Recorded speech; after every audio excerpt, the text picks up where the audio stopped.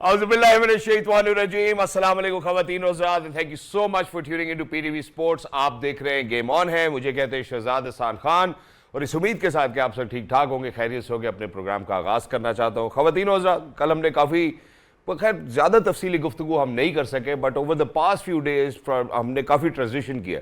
पहले हमने world cup, फिर उसके बाद पाकिस्तान सुपर लीग, फिर उसके बाद Pakistan test series which has been really unfortunate, और उसके बाद अब ऑस्ट्रेलिया का दौरा पाकिस्तान, जिसमें 3 वनडे इंटरनेशनल जो है वो खेले जा रहे हैं, जिसमें से पहला जो है वो 30 तारीख को खेला जाएगा, दूसरा जो है वो 2 जून 2026 को लाहौर, पहला जो है पिंडी में, उसके बाद बाकी दोनों जो है वो लाहौर में खेले जाएंगे। हमने कल पाकिस्तान के हवाले से काफ़ी गुफ्तगू की और हमने ये अखज़ किया उसके बाद अपने जो हमारे पैनलिस्ट हैं, जो हमारे एनालिस्ट हैं, उन्होंने ये कहा कि ये जो टीम है आपके पास 15 रुकनी स्क्वाड आया है, इसमें you can form a formidable team which can give a tough time to Australia. ये बात हो गई।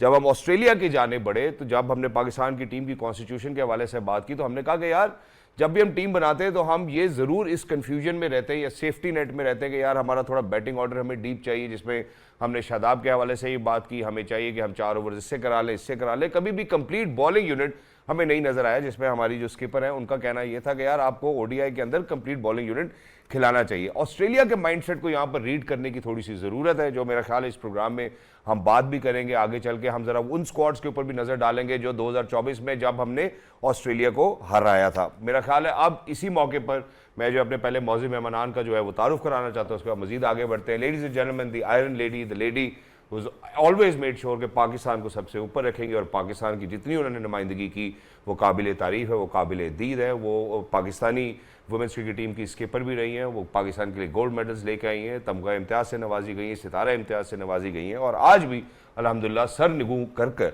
वो जो है वो अपने काम पे और अपनी राह पर वो गामजन है। ख़वातीन और हज़रात, वो है मैडम सना मीर। हेलो मैडम, अस्सलाम वालेकुम, हाउ आर यू? वालेकुम अस्सलाम, अल्लाह का शुक्र Shahzad. Thank you so much for joining us, wonderful to have you. और जो मेरे दूसरे मेहमान है ख़वातीन और हज़रात, आज उनका तारुफ मैं थोड़ा तब्दीली से कराना चाहता हूँ, क्योंकि मुझे नहीं लगता था कि कभी भी मेरे और उनके बीच में इतनी हमआमगी आ जाएगी कि हम एक किस्म के कपड़े पहनना शुरू कर देंगे, एक रंग के कपड़े पहनना शुरू कर देंगे, ये ऐसी अंडरस्टैंडिंग आ जाएगी। Ladies and gentleman, whenever he speaks with absolute sense and he make sure that it's backed by research. बड़े कम लोग हैं हमारी क्रिकेट फ्रेटर्निटी में जो इतनी रिसर्च के बाद आते हैं और फिर बात करते हैं, और अक्सर वो पेन भी उनकी शक्ल पे जरूर नजर आता है। Former test cricketer, commentator, presenter, ladies and gentleman, he is one and all mister Bazil Khan. अस्सलाम वालेकुम बाजिल भाई, हाउ आर यू? वालेकुम सलाम, अल्लाह का शुक्र। बंदा मैसेज ही कर देता है कि आज ग्रीन पहन के आ रहा हूँ, तो फिर आप कुछ और पहन लेते हैं। नहीं, ये मैं आपके दोस्त के लिए, आपको याद है ना आपके दोस्त, हाँ, उनके लिए मैं आज पहन के आया हूँ। बट बाजिल भाई, जहाँ हमने कल का जो सब्जेक्ट ऑफ किया था उसके अंदर हमने पाकिस्तान के माइंडसेट के हवाले से काफ़ी बात की थी। अब ज़रा ऑस्ट्रेलियन माइंडसेट को भी रीड करते हैं। हमने उन प्लेयर्स जिन्होंने मिस आउट किया उनके ऊपर भी बात की। अब अगर हम सिर्फ ऑस्ट्रेलिया की बात करते हैं, Alex, Josh, Marnus, Oliver, Matthew, obviously ऊपर के दो जो मैंने नाम लिए विकेट कीपर बैटर्स और बाकी स्पेशलाइज्ड बैटर्स। ऑलराउंडर्स की बात करते हैं, Mitch Marsh, Cameron Green, Liam Scott, Matt Short, और उसके बाद अगर हम बॉलर्स की बात करते हैं, Nathan Ellis, Matthew Kuhnemann, Riley Meredith, Tanveer Sangha, Billy Stanlake and Adam Zampa. How do you think Australia will be thinking to constitute a team against Pakistan? Do you think कि वो हर डिपार्टमेंट के अंदर पूरे तरीके से मेक श्योर करेंगे कि यार ज़्यादा ऑलराउंडर्स के ऊपर रिलायबिलिटी ना हो, let's play a solid team? देखिए वो लॉन्ग हमेशा ऑस्ट्रेलिया जो है वो लॉन्ग टर्म गेम देखता है। ओवरव्यू जो उनका होता है वो लंबे, ज़ाहिर है शॉर्ट टर्म प्लान में आप इतने सक्सेसफुल नहीं रह सकते जिस तरह ऑस्ट्रेलिया सक्सेसफुल रहता है। वो लॉन्ग टर्म प्लान देखता है, वो देखता है कि वर्ल्ड कप या जो भी आपकी चैम्पियनशिप है उसमें आपको कौन से बॉलर्स या कौन सा बॉलर या बैटर आपके यूज़ में आ सकता है। एक जो प्लेयर हैं जिन पे बहुत इन्वेस्ट किया, बहुत मतलब अगर ये कहीं और होते तो शायद अभी तक के टीम से बाहर हो चुके होते, वो कैमरन ग्रीन है। कैमरन ग्रीन वो ऐसा प्लेयर है जो आपको बैलेंस देता है एनी फॉर्मेट में, वनडे हो या इवन T20 हो या टेस्ट मैचेस हो, वो आपको बैलेंस देता है। और इनकी पूरी कोशिश है कि उसको डेवलप किया जाए। बहुत ज़्यादा उसको बैक किया है और अभी तक बैक कर रहे हैं, और अभी तक वो उसकी तब तक जान नहीं छोड़ेंगे जब तक वो उनको ये लगे कि नहीं यार नहीं बना, लेकिन उसको पूरा ये मौका देंगे कि वो इस तरह डेवलप हो जाए। आप ऑस्ट्रेलिया के, हम यहाँ पे नारा लगा देते हैं कि नए प्लेयर, हमारे हर दफ़ा स्क्वाड में नए प्लेयर्स होते हैं, बहुत सारे नए प्लेयर्स खेलते हैं, और हमारे जो नंबर ऑफ़ प्लेयर्स एक साल में खेलते हैं वो काफ़ी ज़्यादा होते हैं। फिर भी हमारी आवाम, हमारी कौम, हमारा सोशल मीडिया यही कहता रहता है कि यार नए प्लेयर लेके आओ, नए प्लेयर लेके आओ। नए प्लेयर आते हैं फिर वो डेवलप नहीं होते, वो क्यों कि आप सिलेक्शन में गलती होती है या फिर आप उसको जल्दी ले आते हैं। अब आपको मैंने इसलिए बात की है कि उनके फास्ट बॉलर है बिली स्टैनलेक। बिली स्टैनलेक अगर आपको याद हो कोई 6-7 बल्कि 7-8 साल पहले पाकिस्तान के ख़िलाफ़ कीनिया में शायद एक T20 ट्राई सीरीज़ हुई थी या ऐसे कोई टूर्नामेंट हुआ था, वहाँ पे ये खेले थे और उनका बॉल बाउंस बहुत हो रहा। अब 2019 या तब ये मैच अपना आखिरी खेले थे, अब इनको वापस लेके आए और ऐसे तब ऐसे लगता था कि ऐसे बॉलर रहेंगे ये टीम से बाहर, लेकिन कोई ज़ाहिर कोई इंजरी प्रॉब्लम्स और आउट ऑफ फॉर्म रहे, लेकिन उन्होंने उसको ऐसे छोड़ा नहीं, अबैंडन नहीं नज़र उस पर थी कि यार ये प्लेयर जो है ये मतलब जो इसमें जो शुरू में एबिलिटी नज़र आई, ये प्लेयर जो है ये हमारे लिए यूज़फुल हो सकता है और शायद इसी वजह से अब उसको वापस लेके आए। शायद अब वो फुली फिट भी, अब मैं एक्साइटेड हूँ कि वो इस सीरीज़ में कैसे बॉलिंग करेंगे, क्योंकि वो नेचुरली उसका बॉल बाउंस काफ़ी होता है, तो वो एक एक्साइटिंग प्रॉस्पेक्ट है। हालांकि अब देखें एक्साइटिंग प्रॉस्पेक्ट में किसकी बात कर रहा हूँ, ये 30-31 साल के हैं। पाकिस्तान में अगर 30-31 साल का प्लेयर है तो कहते हैं यार ये किसको ले आए हो, तो वो एज फैक्टर नहीं है, वो रेडीनेस देखते हैं, वो देखते हैं कि यूज़फुलनेस, और वो देखते हैं कि टीम स्ट्रक्चर में कट फॉर रोल, बिल्कुल टीम स्ट्रक्चर में ये हमें क्या फ़ायदा दे सकता है। तो ये कह देना कि यार नहीं यार 30 से ऊपर हो गया, वो भी फास्ट बॉलर, हमें कोई फ़ायदा नहीं है। ये कह देना कि यार ये अभी 17-18 साल का है, इसको हमने चांस दे दिया, लेकिन वो भी सिर्फ 17 साल का जो कल कप्तान बात करनी थी, उसको भी वो रखेंगे, उसको खिलाएंगे, लेकिन उसको भी देखभाल के, उसको ज़्यादा ऐसे नहीं कि एक्सपोज शुरू में ही नहीं कर देंगे, उसको भी टाइम देंगे। तो वो उनका तरीक़ेकार है, ये हमने बहुत दफ़ा देखा है, बार बार अगर आप देखेंगे ना, तो ये अगले वर्ल्ड कप की तैयारी में इनके न सिर्फ ये हम तो कहते हैं कि ये अगले वर्ल्ड कप यंगस्टर सारे, लेकिन डेवलपमेंट जो ये करते हैं वो अगले वर्ल्ड कप में सिर्फ यंगस्टर्स की नहीं होती, मैच्योर प्लेयर्स के भी, कि यार नहीं अब ये मौका है कि ये ऑस्ट्रेलिया की टीम जब बहुत ही अच्छी थी, जब कोई भी नहीं हरा। Exactly, I think it's a wonderful point, और ये माइंडसेट है जिसको मेरा ख्याल है कि अगर स्टडी किया जाए तो आपको इसके काफ़ी फ्रूटफुल चीज़ें या रिजल्ट्स मिल सकती है। मैंने सुना, moving on to you, obviously unfortunately अभी जो रिसेंट हमने टेस्ट सीरीज़ खेली है उसके अंदर जो एक और इशू हमें अपने खिलाड़ियों के हवाले से नज़र आता है वो फास्ट बॉलिंग के अगेंस्ट ज़रूर नज़र आया है। उसमें एक और भी मसला है कि शायद जो पीछे हट के खेलना है या आगे बढ़ के खेलना है, जैसे स्पिन को खेलना है, उसको टैकल करना है, उनके लिए मुश्किल भी हो सकती है। ऑस्ट्रेलिया के हवाले से बात करते हैं, नेथन है, रिले मेरेडिथ हैं, फास्ट बॉलर्स के ऊपर ऑस्ट्रेलिया हमेशा से रिलाई करता है। ऑब्वियसली हम होम पे खेल रहे होंगे, but still do you think fast bowling can be a major threat to Pakistan batters?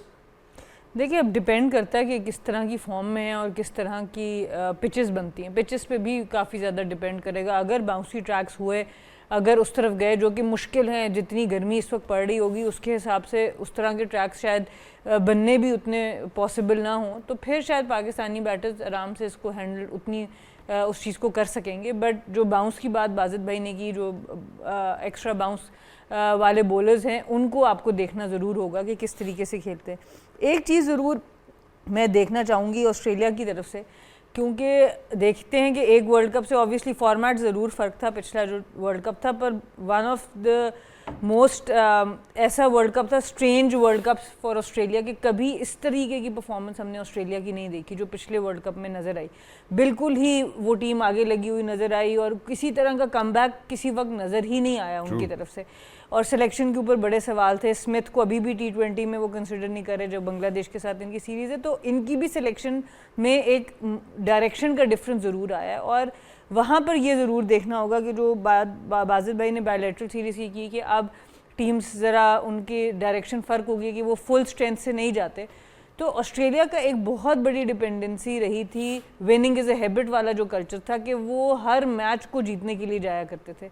वो पिछले कुछ अरसे में हमें तब्दील होता नज़र आया, बहुत सी रोटेशंस नज़र आई, ऐसे सीरीज़ नज़र आई जहाँ पर अगर चलो टीम हार भी गई लेकिन आप प्लेयर्स को एक्सपोजर दे रहे हैं। तो वो ज़रूर देखना होगा कि उस बैलेंस को ये अगले वर्ल्ड कप तक कैसे लेकर चलते हैं। विच इज़ वाई मेरा ख्याल है बड़ा इंपॉर्टेंट सवाल बनता है, आपको लगता है कि इन 2026 Australian team is in transition?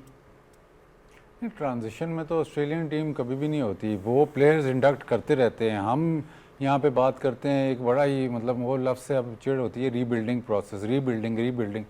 International team को रीबिल्डिंग में नहीं होती, आप प्लेयर नए इंडक्ट होते हैं, लेकिन ऐसे नहीं होता कि जी 6-7 प्लेयर निकल गए और 6-7 वो तो कोई बैन लग जाए या कोई इस तरह का सिचुएशन हो तब आप कहते हैं ट्रांजिशन या रीबिल्डिंग।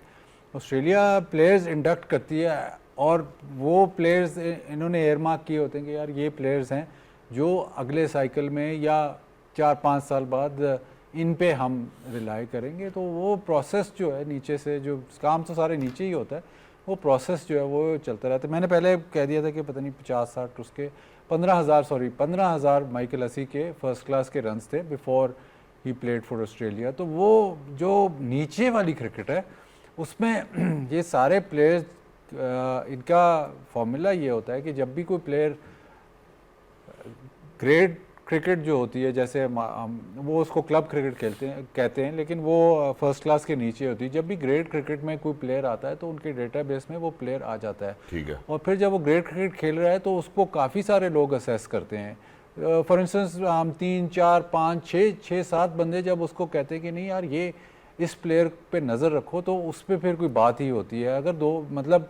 अगर इतने सारा जो लोग हैं जो क्रिकेट चला रहे हैं और देख रहे हैं और खेल रहे हैं और मतलब उसमें बड़े भी प्लेयर्स हैं, तो फिर उनको वो एयर मार्क करते हैं कि नहीं यार ये प्लेयर है, इस पे काम होना चाहिए और ये शायद आगे जाके। तो जैसे ही आप कोई भी मतलब अगर आज आप उठ के जाके ऑस्ट्रेलिया में कोई ग्रेट क्रिकेट का मैच खेलोगे तो आप उनके डेटाबेस में आ जाओगे, आपका नाम अगर वो सर्च करेंगे तो उसमें आ जाएगा।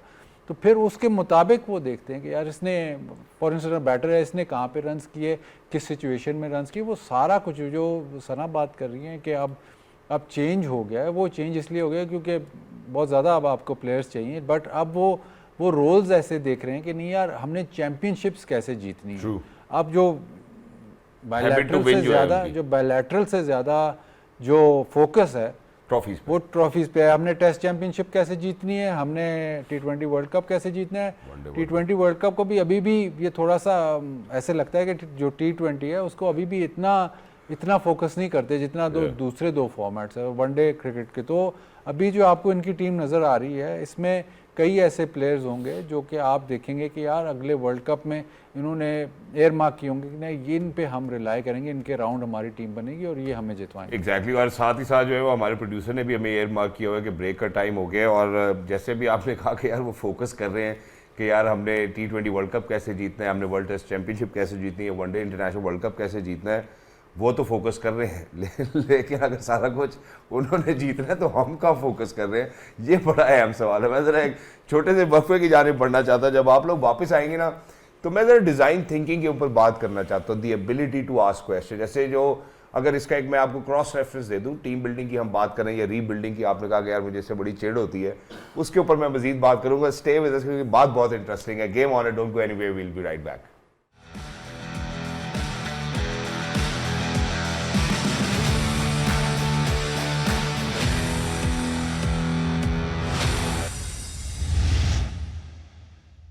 खवातीन साहब वेलकम बैक। आपके साथ जुड़े रहने के लिए, बल्कि आपका हमारे साथ जुड़े रहने के लिए बहुत बहुत शुक्रिया। जो इंटरेस्टिंग बात मैं करना चाहता हूँ वो ये है कि जब हम दुनिया में देखते हैं कि इतनी $1 बिलियन स्टार्टअप्स हो रहे हैं और कंपनियां बन रही हैं, और हम ये देखते हैं कि यार ये कैसे ढूंढते हैं एक नीश को या ये कैसे प्लान करते हैं, तो उसकी एक बुनियादी बात होती है और वो ये होती है कि the ability to ask question, और probably people feel that they can actually ask question. मेरा मैडम सना से बाजी भाई से सिर्फ यही सवाल है कि क्या जब भी ये टीम मीटिंग्स होती होंगी तो जितने भी खिलाड़ी जो हमारे खेलते हैं या अनकैप्ड हैं या उनको मौका मिलता होगा, क्या इनके पास ये एबिलिटी है या इजाज़त है कि वो सवाल पूछ सके आकिब भाई से, माइक हैसन से, इन लोगों से कि यार हम क्या करने जा रहे हैं? देखिए ये कल्चर नहीं है अनफॉर्चुनेटली हमारी सोसाइटी में एज अ होल। हम लोग अगर हम स्कूल्स की बात करें, यूनिवर्सिटीज़ की बात करें, हर लेवल पर ये इस कल्चर को ज़्यादातर खामोश रखने की कोशिश की गई है कि बस जो हम कह रहे हैं वो सुन लो, सवाल को हम लोग अहमियत नहीं देते। और फिर हम लोग जब ग्राउंड में उतरते हैं तो हम कहते हैं क्रिकेट इंटेलिजेंस क्यों नहीं है हमारे पास। तो क्रिकेट इंटेलिजेंस आएगी तब जब आप सवाल पूछना को इनकरेज करेंगे रादर देन उसको डिस्करेज करेंगे। और जैसे अपने टांगे के आगे वो लगी हुई देखिए ना, वो यूनिडायरेक्शनल रहता है। तो एक तो वो बहुत इंपॉर्टेंट है, सवाल करना जो है वो बहुत ज़्यादा ज़रूरी है। और आप एट टाइम्स, मैं तो स्कूल में टीचर्स को बड़ा तंग करती थी सवाल कर करके, और उसी से फिर आपकी थिंकिंग प्रोसेस ठीक होता है। डांटे भी पड़ी, सब कुछ हुआ। लेकिन अब मसला ये कि एक सबसे बड़ी बात है, हम जिन कल्चर्स की बात करते हैं ना कि वहाँ पे प्लेयर्स इतने कॉन्फिडेंट क्यों हैं, उनकी डिसीजन मेकिंग इतनी अच्छी क्यों है, वो ये बेसिक प्रॉब्लम्स में क्यों नहीं कि हमारी पे नहीं आई या हमारा फलानी हमें ड्रॉप हुआ तो कम्युनिकेट, जो भी बाकी चीज़ें चल रही होती हैं उन सब जगह पर प्लेयर्स यूनियन या प्लेयर एसोसिएशंस वहाँ पर एक्टिवली काम कर रहे हैं। प्लेयर्स के आधे जो प्रॉब्लम्स होते हैं बोर्ड के साथ या स्पॉन्सर के साथ या किसी भी जगह के साथ, वो प्लेयर एसोसिएशन पिकअप कर लेती है। तो प्लेयर और बोर्ड का आपस में कॉन्फ्लिक्ट ज़्यादा आता ही नहीं है, उनको एक दूसरे से बहुत ज़्यादा फेस नहीं करना पड़ता, जो कि एक पॉजिटिव चीज़ है। क्योंकि प्लेयर का ज़्यादा ध्यान अपनी गेम को इम्प्रूव करने पर चला जाता है, क्योंकि उनको पता है एक बॉडी है जो मेरी वेलफेयर के लिए काम करे। हम उस बॉडी से घबराते हैं, हम उस बॉडी को यहाँ पे सेटअप आज तक नहीं कर पाए हैं। और अगर वो कल को सेटअप होती है, उससे ओवरऑल बोर्ड के लिए भी आसानी हो जाएंगी। जो एक फ्रिक्शन एक प्लेयर से अलग अलग है वो एक जगह पर आके आप सॉल्व कर सकेंगे, और इसी तरह प्लेयर्स की भी जो प्रॉब्लम्स हैं वो ख़त्म हो सकती है। मैं तो बार बार इनको कहता हूँ कि ये शुरू करें, ये आइडियल हैं इस बॉडी को शुरू है। मुझे बोलती है मैं तो इंट्रोवर्ट आदमी हूँ, मैं अनफ्रेंडली सा आदमी। इंट्रोवर्ट दो चार ऐसे इंट्रोवर्ट और मेरे से तो मतलब नहीं हो सकता ये, लेकिन ये आइडियल है कि ये प्लेयर्स यूनियन शुरू करें। बिल्कुल, ये जो आपने आइडिया की बात की, हम इस पे तो आ रहे हैं। ये जो अभी सवाल जवाब का जो सेशन है, मैं जरा इस पे तो सवाल इतने करता है, सवाल कर करके हमारा हर वक्त सवाल कर ही जाता है, इसीलिए साथ क्या था सवाल नहीं होते और कितने सवाल करेगा। सिर्फ मैडम सर से ये पूछना, देखिए आपने तो एक दौर गुजारा, आप स्कीपर भी बनी है, क्या ऐसा होता है, आपने सिर्फ हाँ या ना में जवाब देना है कि किसी ने सवाल पूछा, उस टाइम जो सुनने वाले थे उनको अच्छा नहीं लगा और उसके बाद आपको वो खिलाड़ी नहीं नजर आया? सिर्फ हाँ या ना चाहिए, हाँ और ना। आई थिंक कभी कभी इतना ड्रास्टिक स्टेप तो शायद कम ही होता है, बहुत एक्सट्रीम केसेस में ऐसी कोई चीज़ होती है, वरना ज़्यादातर यही होता है कि प्लेयर्स को पता ही होता है ज़्यादा सवाल पूछे नहीं जाते। और वो फिर क्या होता है कि वो वहाँ तो नहीं पूछते, फिर हर जगह पे हर कोने में बैठ के वही बात होती रहती है और वो एक माहौल ख़राब होता है। रादर दिन वो सवाल होके ख़त्म हो जाए, उसके ऊपर आप आगे चलें और आपकी सारी जो एनर्जी है as player as a team सामने लग जाए। तो ये होता है कि प्लेयर्स डरते ज़रूर हैं, ये मैंने देखा ज़रूर है। और एट टाइम्स जब बहुत कोई वोकली बात कर ले, जैसे मैं भी कर जाती हूँ अक्सर, तो उसको रेप्रिमांड भी कहीं ना कहीं से हो जाता है, तो वो फिर प्लेयर्स और ज़्यादा उससे घबरा जाते हैं। एग्जैक्टली कि यार अपने आप को मुश्किल में डालने की ज़रूरत नहीं है। ये एक वैसे नॉर्मल कल्चर है, मेरे ख्याल है इससे अब छुटकारा हासिल करना चाहिए। जो नई जनरेशन है वो कर भी रही है। बाज़ भाई इसके बाद जो अगली स्टेज आती है ना सवाल के बाद, वो आती है डिज़ाइन थिंकिंग। डिज़ाइन थिंकिंग का अगर मैं आपको क्रॉस रेफरेंस दूं तो अभी अगर हम पाकिस्तान सुपर लीग के हवाले से बात करते हैं, यहाँ मुल्तान सुल्तान का एक ज़माने से झगड़ा चल रहा था, हमने उन टीम्स को बहुत बहुत महंगे दामों बिकते हुए देखा। और ये डिज़ाइन थिंकिंग थी जहाँ पे पाकिस्तान क्रिकेट बोर्ड में शायद सलमान नसीर साहब ने, मोहसिन नकवी साहब ने ये जोर लगाया और उन्होंने कहा कि यार अच्छा बाकी जो रेवेन्यू हम जनरेट कर सकते हैं वो कहाँ से या किन जगहों से कर सकते हैं, इसको कहते हैं डिज़ाइन थिंकिंग। या एक और रेफरेंस ये मिलता है कि हुआवे $50 बिलियन की कंपनी, उन्होंने कहा हमारा जो $51 बिलियन है वो किस मार्केट में या कहाँ पे पड़ा है, इससे डेवलपमेंट भी हो जाती है। क्या हमारे बोर्ड में आपको लगता है, जैसे मैंने मोहसिन नकवी साहब के वाले से बात की, सलमान नसीर के वाले से बात की है, जो मैनेजमेंट में या कोचिंग में ऐसे लोग हैं जो डिज़ाइन थिंकिंग कर सकते हैं? डिज़ाइन थिंकिंग आप कह रहे हैं, ये तो आगे की बात कर रहे हैं। अभी तो आपका नहीं स्ट्रक्चर, बेसिक स्ट्रक्चर नहीं है ना, आपका बेसिक स्ट्रक्चर नहीं है तो आप उसमें चीज़ें कैसे ऐड करें? Hence my point कि जब आपका बुनियाद घर ही नहीं बना हुआ तो उसमें आप गेस्ट रूम कैसे डालोगे? जब वो स्ट्रक्चर ही, आपने ढांचा ही नहीं बना हुआ तो आप वो तो ये बातें तो बाद की बातें हैं। ये तो जब आपकी बिल्डिंग बन जाती है, जब आप थिंकिंग करेंगे तो उसके बाद डिजाइन थिंकिंग आएगी तो ना। जब आप बिल्डिंग बना लेते हो उसके बाद कहते हो यार इसमें इधर दुकान होगी, इधर ये होगा, इधर हम फूड कोर्ट, वो तो बाद की बात है। पहले तो ढांचा पाकिस्तान में अभी तक तैयार नहीं हुआ, तो उस वजह से जी सारी जो डेटा की हम बात करते हैं या प्लेयर कैसे डेवलप करना है, वो आप हर सीज़न आपका चेंज होता है कि किस तरह होना है, कैसे होना है। फिर जो मैंने पहले बात की कि 4, 5, 6, 8 बंदे अगर किसी को कहेंगे कि यार ये प्लेयर अच्छा है, अगर वो 4, 5, 6, 7 बंदे हैं वो सारे पीसीबी के ही एम्प्लॉयज़ हैं, तो फिर आप सही फैसला नहीं कर सकते, क्योंकि इधर अगर अंडर 13 का भी कोच लग रहा है तो उसका कॉन्ट्रैक्ट पीसीबी से है, तो एक ही अथॉरिटी है जिसमें से मतलब शहजाद भी, सना भी, सब एक ही अथॉरिटी से, हालांकि मैं शायद ट्रेनर हूँ, ये कोच हैं, आप मैनेजर हो, लेकिन आप एक ही अथॉरिटी से आपका कॉन्ट्रैक्ट हुआ है। तो वो मतलब ठीक है, हम शायद दयानतदार बिल्कुल सही बात कर रहे होंगे, लेकिन उसमें डाउट ऐसे क्रिएट होता है कि आपका जो आपको एम्प्लॉयर है वो एक ही है, तो उसमें प्रॉब्लम है। मैं बार बार मतलब ये पुरानी अब रेफरेंस होगी। अब जैसे ऑस्ट्रेलिया की अब सीरीज़ है, तो ऑस्ट्रेलिया की अगर बात करें तो ऑस्ट्रेलिया का स्ट्रक्चर ऐसे है कि उनके जो पुरानी बात है, उनके जो ग्रेट प्लेयर्स है, जैसे स्टीव वॉ हो गया, कितना बड़ा प्लेयर था, वो टीम में आया, टीम से ड्रॉप हुआ, जब टीम से ड्रॉप होकर नीचे गया, वापस जब आया ना तो बहुत बड़ा प्लेयर था। तो जो नीचे काम हो रहा है ना, उसकी वजह से वो इतना बड़ा प्लेयर बना। अब नाम मैं शुरू करूँ तो मैथ्यू हेडन, वो भी टीम में आया, ड्रॉप हुआ, जब वापस आया तो वर्ल्ड क्लास प्लेयर हो गया। डेमियन मार्टिन, वो भी टीम में आया, ड्रॉप हुआ, वापस आया, वर्ल्ड क्लास प्लेयर।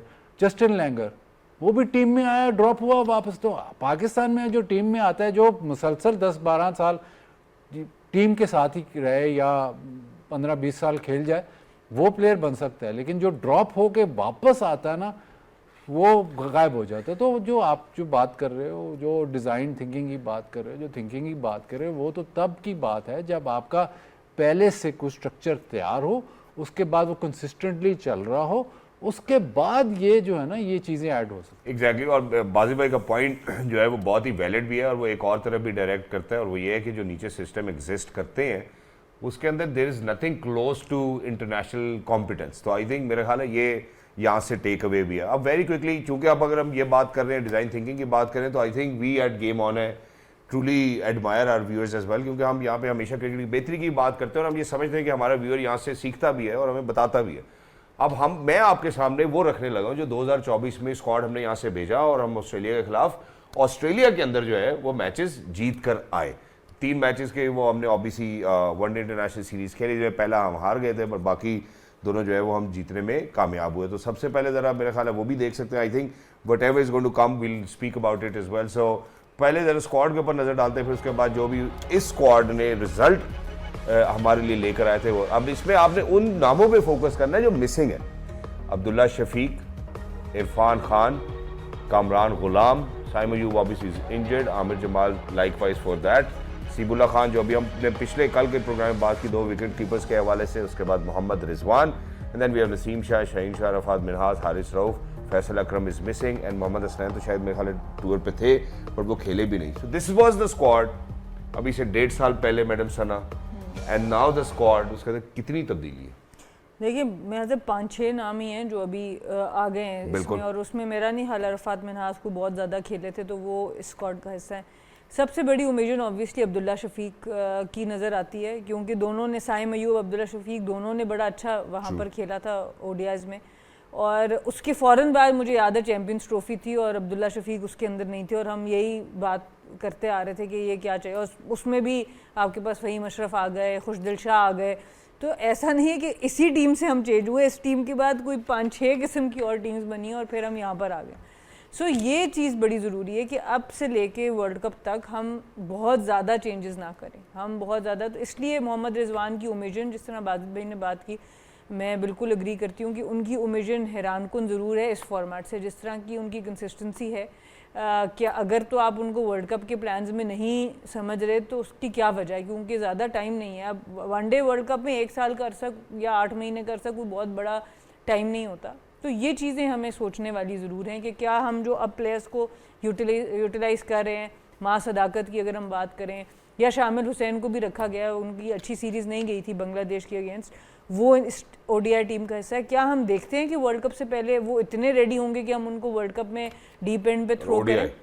सो ओडीआई वर्ल्ड कप में, सो ये सवाल ज़रूर बनते हैं। ऑन पेपर तो हम कह रहे हैं ये टीम अच्छी उतरेगी, जब हम 11 बनाते हैं तो अच्छी उतरती है, बट जब हम इसको on the whole world cup के कॉन्टेक्स्ट में रखते हैं तो मुझे लगता है कि फिर भी हमें अभी चेंजेस करनी पड़ेंगी। This can not be the team that goes to exactly, क्योंकि हमें बाकी टीम्स की तरफ भी देखना होगा वो कैसे तैयारी करें। बाजी भाई, एक और चीज़ मैं ऐड करता हूँ, मैंने ये तो स्क्वाड आपके सामने रखी दी है, उसके बाद जो बांग्लादेश टूर था उसके अंदर भी मुझे लगता है काफ़ी बांग्लादेश के खिलाफ जो सीरीज है उसमें भी हम अनफॉर्चुनेट रहे, उसमें भी हमने तब्दीलियां देखी। सो वहाँ से लेके यहाँ तक का सफ़र और उसके बाद ये जो अगले सफ़र की हम तैयारी कर रहे हैं, आपका इसके बारे में क्या ख्याल है? देखिए, हम इस सारे सिनारियों में ना हम देखते हैं कि यार कोई ऐसा प्लेयर मिल जाए जो आपको सारा कुछ जितासी, मतलब फ्लेवर ऑफ द मंथ होता है। अब्दुल्ला शफीक एक ज़माने में आपका बहुत बड़ा फ्लेवर ऑफ द मंथ था और आपने इसको बिल्ड किया कि ये बाबर के बाद आपके पास ऐसा प्लेयर है जो कि आपको लॉन्ग टर्म, लंबी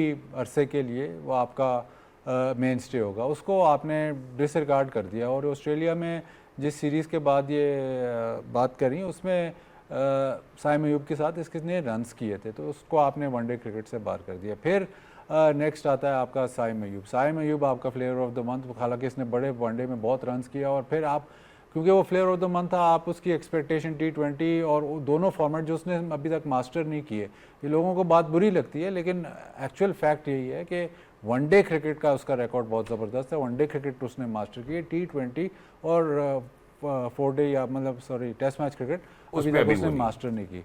अब आपके पास और फ्लेवर ऑफ द मंथ आ जाते हैं। आप समीर मनास की सब बात करेंगे, यार ये आउटस्टैंडिंग टैलेंट है और हम मानते हैं आउटस्टैंडिंग टैलेंट। मास सदाकत आ गए, अब मास सदाकत पे बात हो रही है कि यार ये आपका लॉन्ग टर्म, लेकिन इससे पहले भी तो लॉन्ग टर्म थे ना, वो आपने डिसरिगार्ड किए। तो अब ये मतलब अब ये बगैर बेसलेस बात नहीं है, ये आपको मैं वो बता रहा हूँ जो कि होता चला आ रहा है। और इसके अलावा बहुत ज़्यादा एग्जांपल्स है। हुरैरा था जो को आप एकदम बिल्डअप ऐसे हुआ था कि यार बहुत बड़ा प्लेयर आ गया सियालकोट से, उसको आपने एक टेस्ट मैच दिया और अब कहीं भी वो नज़र नहीं आ रहा। तो वो जो मैंने अभी आपको बिली स्टैनले की बात की, वो सिस्टम से बाहर होने नहीं देते, वो प्लेयर को मतलब गायब होने नहीं देते। तो पाकिस्तान में एकदम आप उसकी हाइप बनाते हैं, एकदम उसको बहुत ऊपर ले जाते हैं और फिर एकदम उसको गिरा दे, 18वें फ्लोर से ला के ऐसे गिराते हैं ताकि दोबारा उठ ना सके। अब अब्दुल्ला शफीक मुझे नहीं समझ आती कि अगर आपने उसमें इतना इन्वेस्ट किया और हालांकि खेलता भी अच्छा है, कोई टेक्निकल एक इशू है और वो टेक्निकल इशू अगर इस मतलब जितनी भी मैनेजमेंट्स आई हैं उससे वो टेक्निकल इशू हल नहीं हो रहा, तो फिर फुकदान कहाँ पे है? और क्या यही बेसिस है उसके ड्रॉप होने की? अब ये हमें तो क्लैरिटी तो किसी को नहीं मिलती ना कि कैसे क्यों ड्रॉप हुआ, क्या ड्रॉप, ना प्लेयर को क्लैरिटी मिल रही है। बट मैं आपको ये बता रहा हूँ कि बार बार यही सिलसिला बार बार ये साइकिल बार बार हो रहा है। ऐसे नहीं है कि एक दफ़ा हो गया 2 दफ़ा, ये बार बार हो रहा है। हर दौर में हर 6 महीने 8 महीने के बाद आप एक नाम सामने आता है कि यार ये प्लेयर है, और वो पिछले जो नाम होते हैं जो सडनली वो एकदम मतलब अगर 6 महीने पहले चले जाए, अगर ऑस्ट्रेलिया सीरीज़ की बात करें तो साइम अयूब से बड़ा प्लेयर कहीं भी नहीं था, मतलब पाकिस्तान में उससे बड़ा प्लेयर एकदम उससे बड़ा प्लेयर कोई नहीं था। अब वो पैकिंग ऑर्डर में नीचे चला गया। कामरान गुलाम ने आके जी ये तो रगड़ा काट के आए, ये वो उसने सेंचुरी की, कॉलेज लॉन्ग मतलब टेस्ट मैच क्रिकेट के लिए प्लेयर। फिर ऑस्ट्रेलिया में ये गया, इसने 1-2 बॉलिंग खेली, उन्होंने कहा नहीं यार ये तगड़ा खेलता है, आउट हो गया था लेकिन ये तगड़ा खेलता है। कामरान गुलाम गायब, कहीं भी नज़र नहीं आ रहे। तो वो ये जो सिलसिला है, आप एयर मार्क, मैंने ऑस्ट्रेलिया की बात की, वो एयर मार्क करते हैं, वो बंदे को छोड़ते नहीं। आप एयर मार्क करते हो कि इसको लेकिन आप एयर मार्क नहीं करते, वो ऐसे ही आ जाता है कि नहीं यार ये प्लेयर परफॉर्म करने लग जाता है, वो वैसे ही उसकी गुड्डी चढ़ जाती है। लेकिन मैं जैसी गुड्डी चढ़ती ना ऐसे बो काटा होता है। मेरे ख्याल से हमारे पास स्टैंप है, वो पानी से उतर जाता है, फौरन ही गिरा देते हैं। एयर मार्क टेक्नोलॉजी है एग्जैक्टली। और ये डिलेमा भी है, विच इज़ वाई मेरा ख्याल है कि यहाँ पे हमारा रोल जो है वो बड़ा कलीदी होता है। और उसकी वजह भी ये है कि आप जैसे आप बैठते हैं, मैडम सना बैठती है, शुएब भाई बैठते हैं, तो हम उन सब नामों को बार बार हम कोशिश करते हैं कि उनका नाम लेते रहें कि भाई वो सिस्टम में रहने चाहिए, क्यों नहीं रह रहे। And I think that this is reminder for all of those people who out there who listening to us as well. मैं जरा इस मौके पे एक छोटे से वक्फे की जानिब बढ़ना चाहता हूँ। जब आप वापस आएंगे, अब ऑब्वियसली हमने जो टीम्स अलाइन करनी है, ओडीआई सीरीज़ की तो हमने बात कर ली, वो हमने इसलिए भी अलाइन करनी है कि अब आगे जो हमारा 2027 का साउथ अफ्रीका, मेरे ख्याल गालिबन I think it's joint world cup, उसके हवाले से हमने अलाइन करनी है क्या हमारे गोल्स है। 2026 का मिड आ चुका है, तो अगर किसी को ये लग रहा है कि अभी काफ़ी टाइम है, it's not that much time for अस।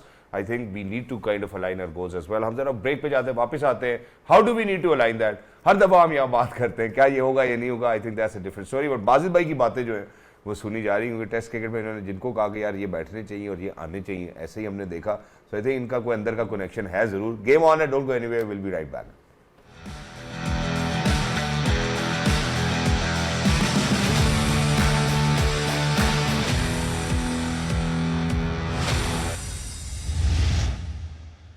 ख़वातीन साहब, वेलकम बैक। हमारे साथ जुड़े रहने के लिए बहुत बहुत शुक्रिया। और आज के इस प्रोग्राम में आखिरी सेगमेंट में जहाँ पे हमने ये बात की थी ब्रेक पे जाने से पहले कि हम ज़रा ये ज़रूर सोचने की बात है कि हम कैसे अलाइन करें अपने आप को for the 2027 ODI world cup. ज़रा very quickly let me just finish with Pakistan versus Australia. ज़रा देख लेते हैं हेड टू हेड रिकॉर्ड क्या है, ओवरऑल क्या है, होम पे क्या है, वे पे क्या है।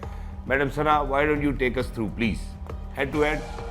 देखिए, पाकिस्तान जब प्लेड इन पाकिस्तान है, 6 पाकिस्तान जीता है, 7 ऑस्ट्रेलिया जीता है, तो ये काफ़ी करीब है। इसमें 14 मैच टोटल खेले, 9 रिजल्ट का 1 मैच है। ऑस्ट्रेलिया में जब हम खेलते हैं तो ऑस्ट्रेलिया का 19 है जो पाकिस्तान जीता है। 59 मैचेस में सिर्फ पाकिस्तान 19 खेला है, तो न्यूट्रल वेन्यू पे भी ऑस्ट्रेलिया का रिकॉर्ड बेहतर है। जैसे पाकिस्तान में एक ऐसा रिकॉर्ड है जहाँ पे हम थोड़ा सा करीब ज़रूर आते हैं उनके, तो ये अच्छा मौका भी है। जैसे हमने टीम की भी बात की, फॉर्मेशन की भी बात की, कि इस तरह की फॉर्मेशन ज़रूर है टीम की इस वक्त कि आप उनको चैलेंज प्रॉपर्ली कर सकते हैं जो हमारे पास टीम। और जो टोटल ओडीआई हमने खेले 111 खेले, जिनमें से 36 जो है पाकिस्तान जीता, 71 जो है वो ऑस्ट्रेलिया जीता है। अब जरा इनका वो भी देख लेते हैं कि अगर हम ओवरऑल बात करते हैं जिसमें हम होम एंड अवे इकट्ठे अगर देख लें कि यार हमने कितने मैचेस खेले हैं या कितने मैचेस हारे हैं, I think that's pivotal as well. तो total we have played 29 games since 2024। और पाकिस्तान के हवाले से बात हो रही है ओडीआई की, not against Australia. So 114 lost 15। And अब ज़रा पाकिस्तान की जाने बढ़ते हैं कि पाकिस्तान में हम शेयर होते हैं या नहीं होते हैं।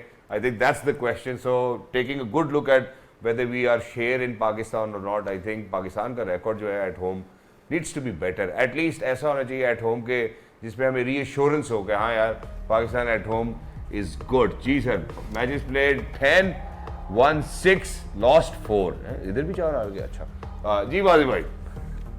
देखिए, 2 जो सीरीज़ जो बार बार आपको याद आती हैं वो साउथ अफ्रीका और ऑस्ट्रेलिया में सीरीज़ थी जो पाकिस्तान जीता जाके वहाँ पे है। उसमें अगर आप पूरी सीरीज़ की बात करें तो उसमें पाकिस्तान ने टीमें आउट की, तो आपको वो जो 5वें बॉलर का जो हिसाब किताब है, जो ऑलराउंडर का हिसाब किताब है, वो उसमें आया ही नहीं। कैलकुलेशन में नहीं आया। आप 30, 35, 40 ओवर में उनको 35 ओवर तक उसको आउट कर लिया, तो वो आपके हाथ में खेलता है। यहाँ पे मसला ये है, पाकिस्तान में ये बड़ा मुश्किल काम है कि आप 35 ओवर में अगली टीम को आउट, जहाँ पे पिचेस अच्छी होंगी। आईसीसी टूर्नामेंट्स में भी आपको ऐसा पिच नहीं मिलेगा जहाँ पे लो स्कोरिंग, बहुत रेयर होता है, एक आधा मैच होता है जहाँ पे लो स्कोरिंग हो। बेसिकली बेहतर पिचेस मिलती हैं, तो बेहतर पिचेस में जिस तरह अब तो टेस्ट मैच में तो ये बहुत ज़्यादा है कि आप तीसरे दिन जाते हैं तो आप टेस्ट मैच हार जाए, तो बहुत ज़्यादा ग्लेयरिंग एक फैक्ट है। लेकिन वनडे क्रिकेट में भी अब आपका एडवांटेज आपका तब होता है जब आप को पता होता है कि यार इस पिच में थोड़ा सा है और हम टीम को आउट कर लेंगे, ताकि हमारा जो डेथ बॉलिंग है या हमारा जो 5वां बॉलर है, 5वां 6वां बॉलर है, वो एक्सपोज ना हो। ये ट्रेंड काफ़ी देर से चल रहा है। तो आपने जो पाकिस्तान में इन पाकिस्तान, हालांकि 6 मैच जीते हुए हैं, लेकिन इन पाकिस्तान फिर आपकी जो ओनस होती है वो आपकी बैटिंग पे आ जाती है कि बैटिंग लंबे रन्स करे और इतने रन्स कर दे कि 20-30 रन्स ओवर पार रहें ताकि आप मैच जीतो। क्योंकि अगली टीमें अब आजकल के दौर में 10 का रन रेट आखिरी 10 ओवर में वो हो जाता है और अच्छी पिचेस पे। तो यही हम अब तो कितने साल हो गए यही बात कर रहे हैं कि जब तक सेफ्टी नेट अगर पाकिस्तान के पास जो इस वक्त सिचुएशन है वाइट बॉल क्रिकेट में, अगर आपके पास पूरे 5 बॉलर नहीं होते तो आप अपने आप की जो ability to win the game वो कम कर रहे हो। ये कोई मतलब ये हार्ड एंड फास्ट इसमें कोई रूल नहीं है कि नहीं 5 बॉलर खेलेंगे तो आप मैच जीत जाओगे, लेकिन आप अपने आप को थोड़ा सा बेहतर चांस देते हो। एग्जैक्टली। और खैर सवाल यहाँ पे ये भी बनता है, लेकिन हमारी बात ज़रा आगे चली जाएगी कि जिस किस्म के ऑलराउंडर्स में पाकिस्तान प्रीवियसली रिलाई करता रहा, ऐसे ऑलराउंडर्स प्रोड्यूस क्यों नहीं हो रहे। But I think let's keep it for another day. Madam Sana, अब जहाँ पे हमने बात की थी कि यार वर्ल्ड कप के लिए हमने अलाइन करना है, we do know for a fact how there are 3 uncapped players as well, Ahmed Daniyal, Arafat Minhas और रुहेल नज़ीर हमारे पास मौजूद है। How do you think now Pakistan needs to take advantage of this series? एक तो होम के ऊपर कोशिश करें कि जीते भी, बल्कि बैटिंग की डेप्थ को भी देखें, बॉलर की यूटिलिटी को भी देखें और मेक श्योर करेंगे यार whether we are in line with our goals और नॉट। देखिए, इसके लिए सबसे इम्पोर्टेंट आपका स्क्वाड ही होता है। जब आपने किसी नए प्लेयर को भी मौका देना होता है ना, तो उसमें बड़ा इंपॉर्टेंट होता है। मैं हमेशा ये बात करती हूँ कि आप उसको एक ऐसी टीम में मौका दें जहाँ पर बाकी लोग भी जिम्मेदारी उठाने के काबिल हों। तो ये टीम ऐसी है कि अगर इसमें आप जब इन यंगस्टर्स को बीच में एक एक करके डालेंगे तो एक उनके ऊपर एक बहुत ज़्यादा लोड ऐसा नहीं आ जाएगा कि मैच उन्हीं ने जिताना है। तो होपफुली इस टीम में जब जिसको भी मौका मिलेगा तो ऐसा लगता ज़रूर है कि वो उसको ग्रैब ज़रूर कर सकता है। तीनों ये प्लेयर्स मुझे तो पर्सनली अच्छे लगते हैं। अहमद दानियाल को भी जितना देखा बड़े तगड़े नज़र आए, मुश्किल टाइम पर रिस्पॉन्सिबिलिटी लेने वाले प्लेयर नज़र आए, उनकी अच्छी चीज़ नज़र आई। अरफात मिन्हास को हमने बहुत अब काफ़ी अरसा हो गया उनको देखते हुए, काफ़ी करीब आए खेलने के पहले भी, और उस तरह से बहुत खुला मौका उनको नहीं मिला, तो वो भी बड़े अच्छे प्लेयर हैं, ऑलराउंडर। और रोहेल नज़ीर को अब देखना होगा कि क्या वो फर्स्ट चॉइस विकेट कीपर होंगे इस सीरीज़ में कि नहीं। तो टीम तो ठीक है आपकी, लेकिन once again in putting context to the world cup, तो क्या इनमें से कितने प्लेयर्स हम वहाँ तक लेके जा भी सकते हैं अभी कि नहीं, वो अभी भी सवाल मेरे लिए बाकी ज़रूर है। पर अगर हम खाली इस सीरीज़ के पॉइंट ऑफ व्यू से बात करें तो ये तीनों प्लेयर अच्छे प्लेयर्स हैं for the future of Pakistan. Exactly, wonderful. One last question. पिछला जब वर्ल्ड कप था इंडिया में, तो Pakistan before the world cup Pakistan की जो विन परसेंटेज थी बहुत अच्छी थी। बात ये होती थी कि यार वो टीमें नहीं पूरी भेजती, लेकिन उसमें जो आप प्लेयर्स खिलाते थे ना, अब अगर आपने किसी को ब्लड करना है, अगर आपने वाकई उसको वर्ल्ड कप तक सोचना है कि यार ये प्लेयर जो है हमारा बैकबोन होगा और इसको हमने 11 में डालना है, तो आप प्लेयर को इंडक्ट, ये जैसे सना कह रही हैं कि बाकी प्लेयर जिम्मेदारी ले और कोई उस पर एडिड प्रेशर ना हो, लेकिन प्लेयर को अगर आपने इंडक्ट करना है तो वो जीती हुई टीम में ज़्यादा आसान होता है उसको इंडक्ट करना। पाकिस्तान का अलमिया ये रहा है कि वो हारे हुए लश्कर में प्लेयर्स ऐड करते हैं, तो जब वो आके हारते हैं तो फिर वो माइंडसेट उसी तरह बन जाता है।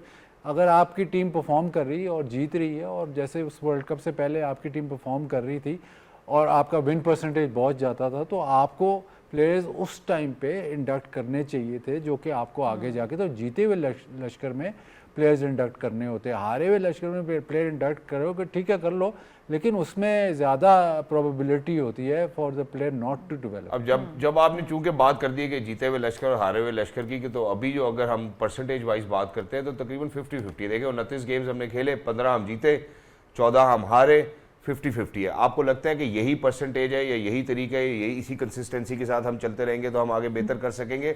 और इस सीरीज को कैसे यूटिलाइज करें? What are your hopes about this series? यार देखिए, अभी आपके पास ये अभी बांग्लादेश की सीरीज हुई ना, उसमें आप मैच हार गए, उसके बाद आपको ख्याल आया कि यार ये फास्ट बॉलर था जो कि काफ़ी देर से हमारा नंबर 1 फास्ट बॉलर था, उसको फिर आपने इंडक्ट किया। तो जब हारी हुई टीम में आप इंडक्ट कर रहे हो, पहले क्यों नहीं इंडक्ट कर रहे? पहले ही जब आप सबसे अच्छा चांस आपको देना तब पड़ता है जब आपने टीम को जिताना है। आप हार के फिर आपको ख्याल आता है कि वापस आए। अभी पाकिस्तान ऑल फॉर्मेट्स में, खैर ये बात में मैं 3-4 साल से बल्कि ज़्यादा हो गया आपके, पाकिस्तान अब वो एलीट टॉप 5 टीमों में नहीं है, अब आप उस तरह नहीं हो, आप सेकंड टियर टीम में हो। लेकिन इसको अब इम्प्रूव करने के लिए आपको सारी वो चीज़ें, आप कॉपी पेस्ट में पाकिस्तान से बेहतर कोई नहीं है, लेकिन यहाँ पे स्ट्रक्चर वाइज कॉपी पेस्ट नहीं करना, और जो दूसरी टीमें कर रही हैं वो कॉपी पेस्ट नहीं करना,